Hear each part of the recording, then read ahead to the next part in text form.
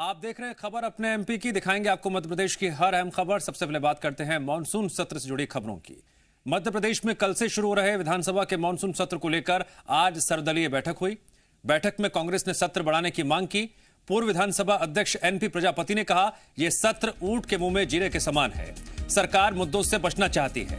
उन्होंने आरोप लगाया, महंगाई, बाढ़ से तबाही, कोरोना के बीच लचर स्वास्थ्य सेवाओं को लेकर विपक्ष सदन में आवाज न उठा पाए, इसलिए छोटा सत्र बुलाया गया। सदन चलेगा तो अधिकारियों को जवाब देना पड़ेगा। न अधिकारी काम करना चाहते हैं, न सरकार के पास जवाब है। कांग्रेस के आरोपों पर बीजेपी विधायक यशपाल सिंह सिसोदिया ने कहा, मानसून सत्र छोटा ही होता है। कांग्रेस के पास सड़क पर समर्थन नहीं तो विधानसभा में मीडिया की मौजूदगी में हल्ला करके सुर्खियां बटोरना चाहती है। पूर्व विधानसभा अध्यक्ष एनपी प्रजापति साहब मेरे साथ मौजूद हैं। सर, कल से विधानसभा का मानसून सत्र शुरू हो रहा है, सर्वदलीय बैठक हो गई है। जी हाँ, सर्वदलीय बैठक हुई है जिसमें हाउस चले, दोनों दल हाउस चलाएं। इसके साथ साथ हमारे तरफ से भी गोविंद सिंह जी का ये सुझाव था कि इसका समय बढ़ाया जाए, क्योंकि कल तो सिर्फ श्रद्धांजलि में निकल जाएगा, 3 दिन बचेंगे। विषय बहुत सारे हैं, सामयिक हैं। एक तो तत्काल में जो हादसा चंबल और ग्वालियर संभाग में हुआ है, अतिवृष्टि के कारण, बड़ा विषय है, बड़ी क्षति हुई है और स्वाभाविक है वहाँ के लोगों की आशाएं हैं कि उनके प्रति क्या किया जाएगा। और विधानसभा सत्र आहूत हो रहा है तो निश्चित रूप से वो मन में सोच रहे होंगे कि उनके हक में क्या मिलने वाला है या क्या रिलीफ होने वाला है। इसके अलावा जैसे महंगाई है, जैसे पेट्रोल है, डीजल है, खाने की गैस है, खाद्यान्न सामग्रियां हैं, वगैरह वगैरह, इतने सारे विषय हैं जिनके ऊपर चर्चा अगर होए तो समय कम है। तो आपको क्या लगता है सरकार चर्चा? देखिए, आप सरकार की बात कर रहे हैं तो नियम प्रक्रिया, संसदीय प्रक्रिया ये है, जिस भी सरकार जो राज्य में या केंद्र में होती है, ये उसका दायित्व होता है, ये उसका दायित्व और कर्तव्य होता है कि कम से कम बैठकें कितनी हों, कम से कम बैठकें कितनी हों, ताकि जिस राज्य में या देश में जनता ने प्रतिनिधि चुन के पहुंचाए हैं, इसलिए कि उनके तक जो सुविधा शासन की मुहैया होना चाहिए, जो नहीं हो पाती है, वही तो विधानसभा और संसद में उठाई जाती है। मानसून सत्र होता है वो अमूमन 8-10 दिन से ज़्यादा वैसे भी नहीं होता। तो कोरोना के कारण से अगर 4 दिन का सत्र आउट हुआ है और इन 4 दिनों में अगर जो कार्यसूची होती है, कार्यसूची के अंतर्गत जो प्रश्नकाल होते हैं, जो शून्यकाल होते हैं, जो ध्यान आकर्षण होते हैं, जो विधेयक होते हैं, वो सब आ रहे हैं फ्लोर पर। अब ये कहना कि सरकार बचने के लिए कर रही है, ये कांग्रेस का, देखिए कांग्रेस अपनी तैयारी कर करके आवे, हम अपनी तैयारी प्रश्नों के माध्यम से, उत्तरों के माध्यम से फ्लोर पर सदन जिस प्रकार से चलता है उस प्रकार से चलाने की। आप डर रहे हैं? किससे डरेंगे, क्यों डरेंगे? एमपी विधानसभा के मानसून सत्र की तैयारियां। विधानसभा स्पीकर की अध्यक्षता में हुई सर्वदलीय बैठक। सदन की कार्रवाई को सुचारू रूप से इस बैठक में चर्चा हुई। विपक्ष ने सत्र की अवधि बढ़ाने की मांग की। विधानसभा का मानसून सत्र 9 से 12 अगस्त तक चलेगा। इस दौरान 1184 प्रश्न पूछे जाएंगे। सत्र के दौरान 236 ध्यान आकर्षण, 17 स्थगन प्रस्ताव पेश किए जाएंगे।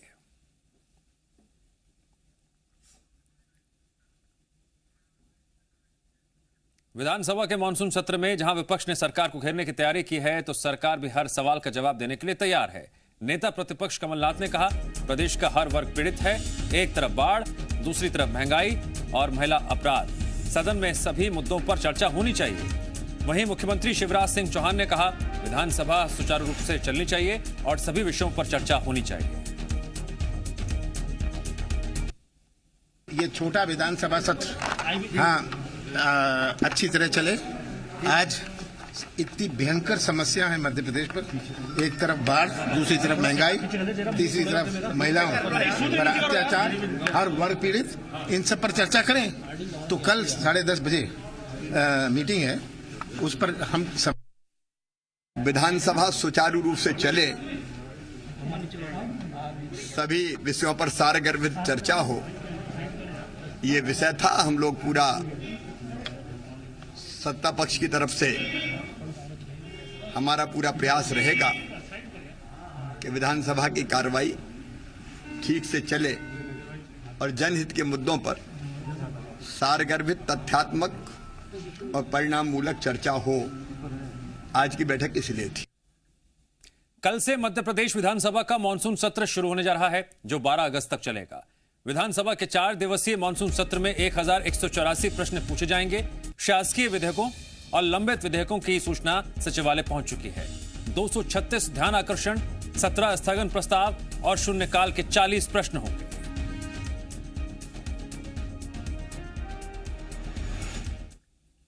आपके चुने हुए माननीय जनप्रतिनिधि अपने कार्यकाल के दौरान कितने अमीर हुए, ये जानने में यकीनन आपको भी दिलचस्पी होगी। मध्य प्रदेश विधानसभा में भी इस संबंध में एक संकल्प पारित किया गया था कि सभी विधायक अपनी अपनी संपत्ति की जानकारी विधानसभा को देंगे, लेकिन शायद प्रदेश के माननीय विधायक अपना संकल्प ही भूल गए। विधानसभा के प्रमुख सचिव एपी सिंह के मुताबिक सीएम शिवराज सिंह, विधानसभा अध्यक्ष गिरीश गौतम समेत केवल 14 विधायकों ने ही अपनी संपत्ति की जानकारी विधानसभा को दी है। 230 सदस्यीय विधानसभा में फिलहाल 3 सीटें खाली हैं, यानी कि 227 सदस्यों में से 213 विधायकों ने अपनी संपत्ति की जानकारी अभी तक नहीं दी। उन्हें सचिवालय की ओर से पत्र लिखकर इस बारे में याद दिलाया गया है।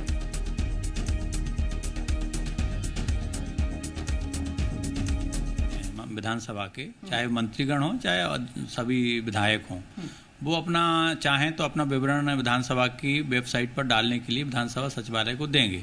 इसी आशय का संकल्प विधानसभा में सर्वसम्मति से पारित किया गया था।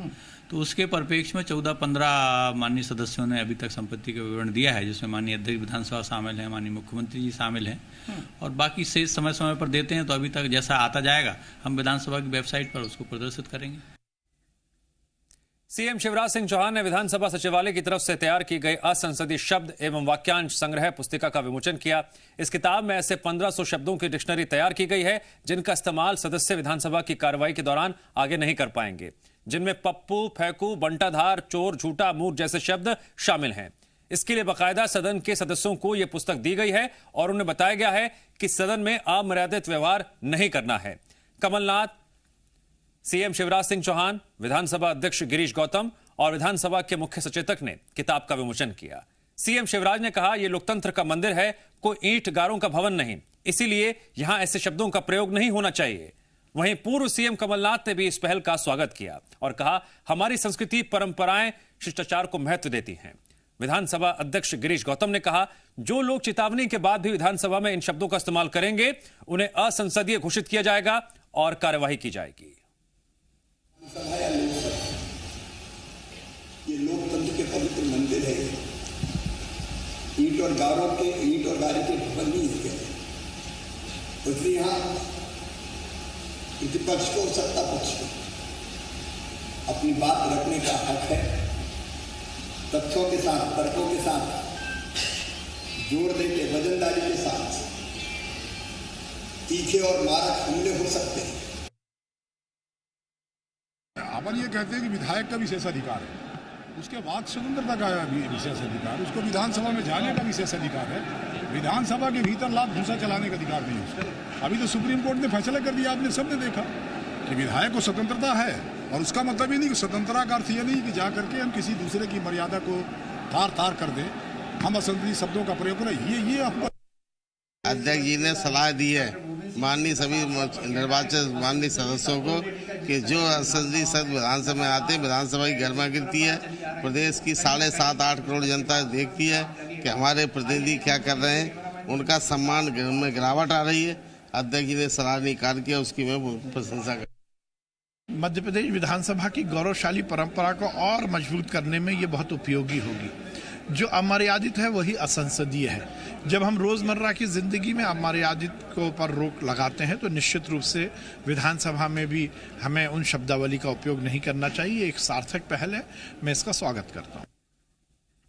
मॉनसून सत्र से ठीक एक दिन पहले नेमावर घटना और आदिवासी दिवस पर सियासत शुरू हो गई। नेता प्रतिपक्ष कमलनाथ अपने 10 विधायकों के साथ राज्यपाल मंगूभाई पटेल से मुलाकात करने पहुंचे। कांग्रेस नेमावर घटना की जांच सीबीआई से कराने की मांग कर रही है। इसके साथ ही राज्यपाल के सामने विश्व आदिवासी दिवस पर अवकाश को ऐच्छिक अवकाश में बदलने का भी मुद्दा उठाएगी। कांग्रेस विधायक हीरालाल अलावा ने बीजेपी को आदिवासी विरोधी बताते हुए आरोप लगाया कि बीजेपी को चुनाव के समय ही आदिवासियों की याद आती है। वोट बैंक की राजनीति करती है। जब 2018 में विधानसभा चुनाव थे तो माननीय मुख्यमंत्री जी शिवराज सिंह चौहान ने धार जिले में आकर सार्वजनिक मंच से भाषण में घोषणा करी थी प्रतिवर्ष आदिवासी दिवस मनाया जाएगा और उसकी सार्वजनिक अवकाश किया जाएगा। लेकिन माननीय मुख्यमंत्री जी आज बदल गए हैं। जब चुनाव आता तो आदिवासी याद आते। मंडला में 9 अगस्त विश्व आदिवासी दिवस की छुट्टी घोषित न किए जाने के विरोध में आदिवासी समाज लामबंद हो गया है। आज आदिवासी विधायक अशोक मर्सकोले और विधायक नारायण सिंह भट्टा एक दिन की भूख हड़ताल पर बैठे। डिंडोरी के विधायक ओमकार मरकाम और शहपुरा के विधायक उपेंद्र का समर्थन भी उनको मिल रहा है। विधायकों का कहना है आदिवासी दिवस पर अवकाश घोषित न कर बीजेपी सरकार ने न सिर्फ प्रदेश के आदिवासियों का अपमान किया है बल्कि आदिवासी विरोधी मानसिकता भी दिखाई है। डिंडोरी विधायक ओमकार मरकाम ने तो बीजेपी के आदिवासी नेताओं, सांसद, विधायकों और मंत्रियों को बीजेपी के दबाव में काम करने वाला आदिवासी नेता तक बता दिया। अशोक मर्सकोले ने आदिवासी विधायकों और मंत्रियों को मानसून सत्र में उपस्थित न रहने की अपील की। सरकार अगर छुट्टी कल घोषित नहीं किया तो सदन कल लगा रहे हैं। हम बताएंगे कि आप हमारे उत्सव के दिन में सदन कैसे लगा रहे हैं। ऐसा नहीं हो सकता। और मैं कहना चाहता हूं जो आदिवासी की बात करेगा वो मध्य प्रदेश में राज करेगा। ये सुन लो शिवराज सिंह जी। आदिवासी के बारे में आप नहीं सोच सकते हो तो हम समाज के माध्यम से ये संदेश पहुंचाए हैं कि जनप्रतिनिधि जितने भी आदिवासी समाज से हैं उस सदन का बहिष्कार करेंगे और जो अगर जाता है वो ये माना जाएगा कि वो समाज का गद्दार होगा जो जाके वहां अटेंड कर रहा है। 10 तारीख को हम ससम्मान विधानसभा सत्र में जाएंगे और सवाल पूछेंगे कि आदिवासियों से आपको क्या तकलीफ है। दतिया में जिला कलेक्टर राहत शिविर में पीड़ितों का हालचाल जानने के लिए पहुंचे। वो लोगों से हालचाल पूछ ही रहे थे तभी पीछे से एक बुजुर्ग ने कलेक्टर साहब से शिकायत की। शिकायत ये कि उनका परिवार गरीबी रेखा के नीचे जीवन यापन करता है लेकिन उन्हें मिलने वाला राशन कई महीनों से नहीं मिला, जिससे कलेक्टर साहब मौके पर ही आक्रोशित हो गए और उन्होंने समिति प्रबंधक कमलेश पटेल को जमकर खरी खोटी सुनाई। साथ ही मौके पर बैठे अतिरिक्त पुलिस अधीक्षक कमल मौर्य को भ्रष्ट समिति प्रबंधक के खिलाफ चोरी की एफआईआर करने के निर्देश भी दिए।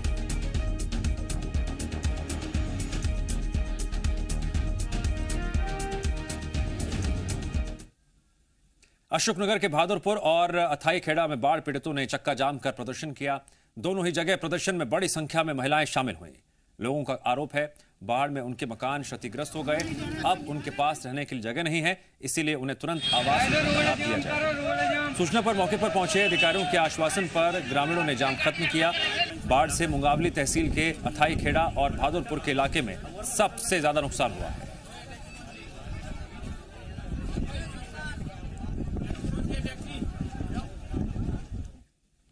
डिंडोरी जिले के राघोपुर ग्राम पंचायत में रोजगार गारंटी योजना के तहत 15 लाख रुपए की लागत से बना स्टॉप डैम पहली बारिश में ही टूट गया। अब हैरान करने वाली बात तो यह है कि इसके करता धरता स्टॉप डैम के टूटे हुए हिस्से को तोड़ उसमें मिट्टी भर और रंग पोत कर भुगतान लेने के फिराक में थे। लेकिन सब इंजीनियर ने गड़बड़ी पकड़ ली और स्टॉप डैम के भुगतान पर रोक लगा दी गई। राघोपुर के आमाटोला गांव में 3 महीने पहले ही रोजगार गारंटी योजना से 15 लाख रुपए की लागत से स्टॉप डैम का निर्माण कराया गया था। फिलहाल कमिश्नर की तरफ से जांच के आदेश दे दिए गए हैं। गुणवत्ताहीन काम मिला था तो जिसमें मैंने सरपंच को नोटिस जारी करते हुए जो विंग वॉल खराब ढलाई की जा रही थी उसको तोड़ने के निर्देश दिए थे और सरपंच द्वारा विंग वॉल को तो खैर तोड़ दिया गया है, परंतु अभी बारिश ज़्यादा होने के कारण उसके स्थान पर नया कार्य नहीं कराया गया है। इसलिए इस काम के भुगतान पे हमने अभी रोक लगा दी है। जब गुणवत्ता युक्त और नियमानुसार सरपंच काम करा के अपना प्रतिवेदन देंगे उसके बाद सहायक यंत्री महोदय को लाके विजिट करा के इस काम का भुगतान हम कराएंगे। तो संज्ञान में लेकर उसकी जांच करके आवश्यक उपाय करने की जरूरत है। तो आज भी एक आध प्रकरण हमारे दौरे के समान उस वक्त भी आया था। इसलिए जिला पंचायत देखेंगे इस बात को, उनको उन्होंने कहा है कि वो जांच करे प्रकरण में और यदि अनियमितता मिलती है तो मध्य प्रदेश सरकार बाढ़ पीड़ितों की मदद करने की हर संभव कोशिश कर रही है और इस दौरान किसी भी तरह की लापरवाही बर्दाश्त नहीं। प्रशासन ने श्योपुर के कलेक्टर, एसपी, एडीएम और सीएमओ को हटा दिया है। सीएम शिवराज सिंह के मुताबिक जिले में तेजी से काम करने की जरूरत है, लिहाजा प्रशासनिक फेरबदल किया गया। प्रशासन ने कलेक्टर राकेश कुमार श्रीवास्तव को हटाकर उनकी जगह शिवम वर्मा को नया कलेक्टर बनाया है, जबकि संपत उपाध्याय की जगह अनुराग सुजानिया को जिले का नया एसपी बनाया गया है। उनके अलावा रुपेश उपाध्याय को श्योपुर में एडीएम पद से हटाकर त्रिभुवन नारायण सिंह को नया एडीएम बनाया गया है। श्योपुर के प्रशासन को मैंने बदला है, कलेक्टर, एसपी, सीएमओ और वहां तेज गति से काम करने की जरूरत थी, इसलिए नई टीम भेजी। मध्य प्रदेश के कॉलेज स्टूडेंट्स के लिए अच्छी खबर है। उच्च शिक्षा मंत्री मोहन यादव ने छात्रों को राहत देते हुए ऐलान किया कि जो छात्र जून जुलाई में हुई ओपन बुक परीक्षा में शामिल नहीं हो पाए थे, उन्हें अगस्त में फिर से परीक्षा देने का मौका दिया जा रहा है। उच्च शिक्षा मंत्री ने वीडियो जारी करके यह बयान दिया। उन्होंने कहा छात्रों का भविष्य ना बिगड़े, इसीलिए उन्हें परीक्षा देने का एक मौका और दिया जा रहा है। गौरतलब है, कोरोना महामारी के चलते प्रदेश के निजी और सरकारी कॉलेज में पढ़ने वाले 18 लाख छात्रों ने ओपन बुक परीक्षा दी। ऐसे में जो छात्र परीक्षा नहीं दे पाए थे, वो अब अगस्त में दे सकेंगे। में भी घोषित ओपन बुक परीक्षा प्रणाली के माध्यम से हमारी एक परीक्षा करा चुका है। इसी वर्ष हमने भी घोषणा की थी कि कोई कारण से विद्यार्थी जून जुलाई की अगर अब ओपन बुक परीक्षा प्रणाली में वो भाग नहीं ले पाते हैं तो उनको एक मौका हम और देने जा रहे हैं। इस परीक्षा को दे करके विद्यार्थी अपना भविष्य संवार सकते हैं और मैं विद्यार्थियों से अपील करता हूं कि उस अंतिम अवसर का जरूर उपयोग करें।